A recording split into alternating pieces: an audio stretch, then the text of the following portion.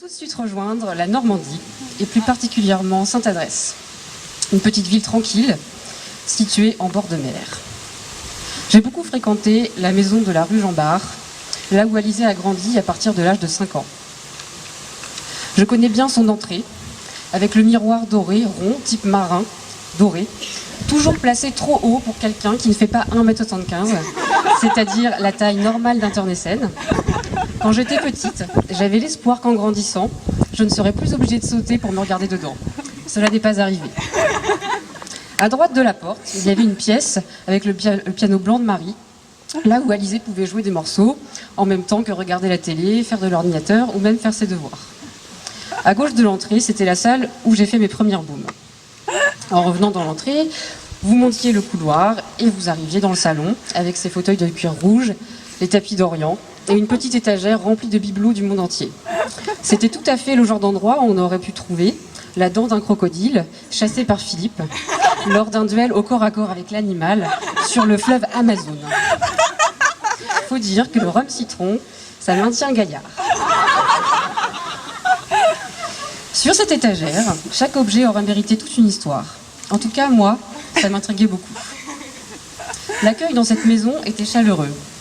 Un peu comme la maison bleue, la chanson de Maxime Le Forestier. Bleu, c'était la couleur de la moquette, incroyablement confortable, qui menait aux chambres des enfants. En face de l'escalier, celle de Marie, alias Marie la surfeuse, poster et coquillage à l'appui. À gauche, celle de Florent. Je n'y suis rentrée que tard. Le seul souvenir... Enfin, il était déjà parti. Hein.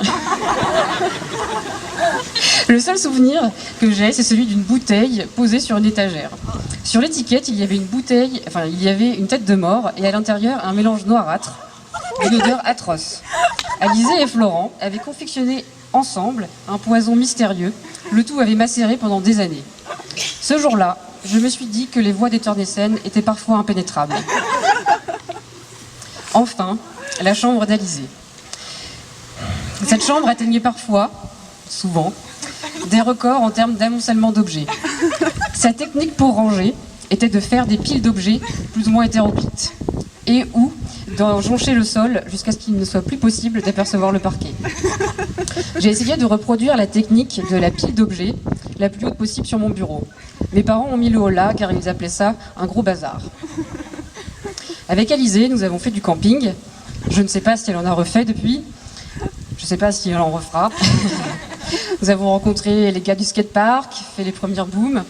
Enfin, comment oublier les longues promenades sur la falaise derrière chez Alizée avec Malibu, le chien adoré de la famille. J'ai mangé, dormi, discuté, réfléchi, aimé, partagé des moments de vie avec les Turnesen. Je les en remercie. Il y a peut-être un peu de moi chez eux et j'ai un peu d'eux chez moi. Marie, je ne parle pas seulement de ton lit si confortable dont j'ai hérité lors du déménagement de la maison du Havre.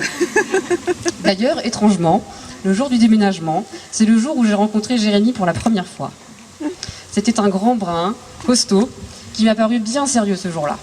Je ne savais pas encore le genre de blague qu'il avait en tête, et surtout en stock. En effet, Jérémy, c'est le genre de mec qui drague Alizée en l'appelant Ikea toute la soirée, parce qu'elle s'est présentée, en vertu de sa grande taille et de sa tignasse blonde, comme une personne d'origine suédoise. Lors de cette première soirée de rencontre, Jérémy, c'est le seul qui peut danser le rock, la dance, la salsa, la rumba, avec ses seuls pas de zouk. Francky Vincent n'a qu'à bien se tenir, Jérémy est dans la place. Le voyage continue, je reviendrai vers Alizée, mais pour mieux comprendre qui est Jérémy, voyons d'où il vient. Jérémy est décrit comme un enfant très actif, voire hyperactif. Touche à tout, ses parents décident donc de l'occuper. Jiu-jitsu, judo, tir à l'arc. Mais c'est sur le basket que le petit Jérémy jette son dévolu, pour suivre les copains, paraît-il. L'enfance de Jérémy se déroule dans un duplex à Ebens. Il aime bien se promener au bord du Verteret, la rivière qui longe l'immeuble, avec sa chienne Nessie, que Jean-Jacques a offert à Lucie. Dans sa chambre, il a un petit panneau de basket en mousse qui lui permet d'attendre les entraînements. Enfin, pour reproduire les étoiles du ciel, Jérémy perce avec son compas des petits trous dans son store de Velux. Jérémy a des rêves, des ambitions, et il est prêt à en découdre pour y arriver. Vous allez voir, cela s'applique à beaucoup de sujets. Le basket. C'est du sérieux dans la famille Fourma. Avec Jérémy, tout le monde s'y remet. Jean-Jacques est entraîneur de 2 équipes, Lucie d'une équipe au BBCEP. Basketball, club des Bains-Poisa. Claudine prend aussi la relève de Jérémy. D'ailleurs, les parents de Jérémy se sont rencontrés grâce au basket. Petit aparté. À 14 ans, Jérémy part en sport-études à Fos-sur-Mer. Son internat est à Istres. À 50 km de là, Anne-Marie et Vincent, Anne-Marie et Vincent, ses grands-parents maternels, habitent une petite maison à Vitrolles. À 11h le samedi, c'est direction le palace de Vitrolles. Au programme, week-end 4 étoiles, pension complète, lessive, plat mijoté, calamar farci, pâte fourrée. Jérémy est comme un roi.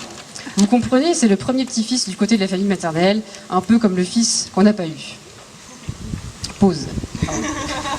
Dans son équipe de basket, il est meneur. Comme Tony Parker, me dit son père, avant d'ajouter en un peu moins bon. Après les matchs, Vincent et Anne-Marie ramènent les pizzas et le goûter pour tout le monde. Et aussi pour l'équipe adverse. Parce que dans la famille de Jérémy, on a le sens du partage. Jérémy fait la fierté de ses parents. Son père a gardé l'article du Dauphiné où Jérémy a marqué à lui seul plus de 29 points. C'était un match de Coupe de France cadet. Voilà. L'AS Monaco a bien mangé ce jour-là. À 17 ans, Jérémy arrête sport-études. Il revient dans la région de ses parents qui habitent désormais au Grand Lens, les terres froides.